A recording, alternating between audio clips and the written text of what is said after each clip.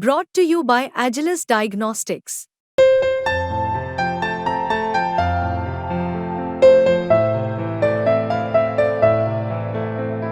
Agilus Diagnostics.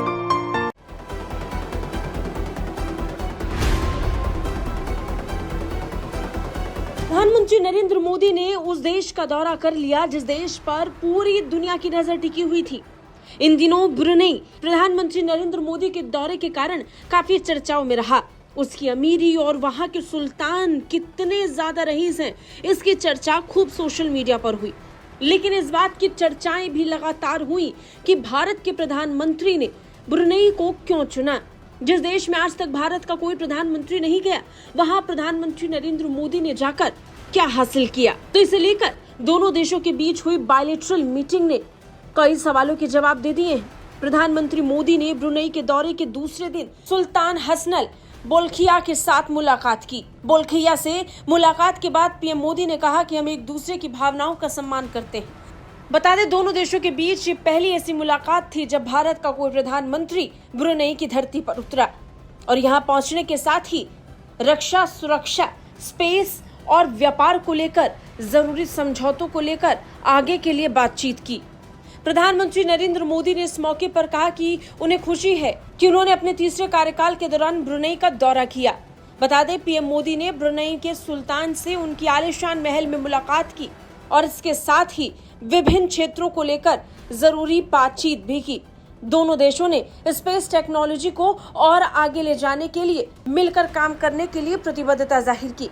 इसके अलावा रक्षा क्षेत्र में भी कई समझौतों को लेकर दोनों देशों ने उम्मीद जाहिर की। बड़ी बात यह है कि दोनों देशों ने मिलकर एक साझे बयान में अपनी साझेदारी को और भी ज्यादा पक्का करते हुए इसे बढ़ी हुई साझेदारी का नाम लिया। भारत और ब्रुनेई दारुसलाम ने अपनी कूटनीतिक संबंधों को बढ़ाकर बढ़ी हुई साझेदारी बताया।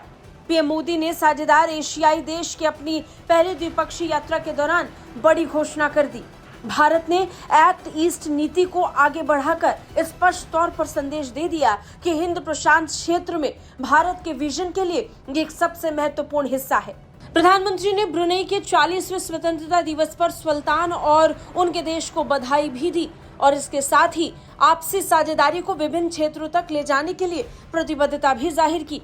मोदी ने सुल्तान के साथ कई मुद्दों पर चर्चा की। इसमें वाणिज्यिक से लेकर सांस्कृतिक और रक्षा संबंधों को भी जोड़ा गया। दुनिया में सबसे लंबे समय तक शासन करने वाले सम्राट से प्रधानमंत्री मोदी ने कहा कि दोनों देशों के बीच व्यापक साझेदारी को हम और आगे ले जाना चाहते हैं और निश्चित तौर पर इस बायलैटरल मीटिंग यानी द्विपक्षीय बातचीत के जरिए से वो साफ देखने को भी मिला।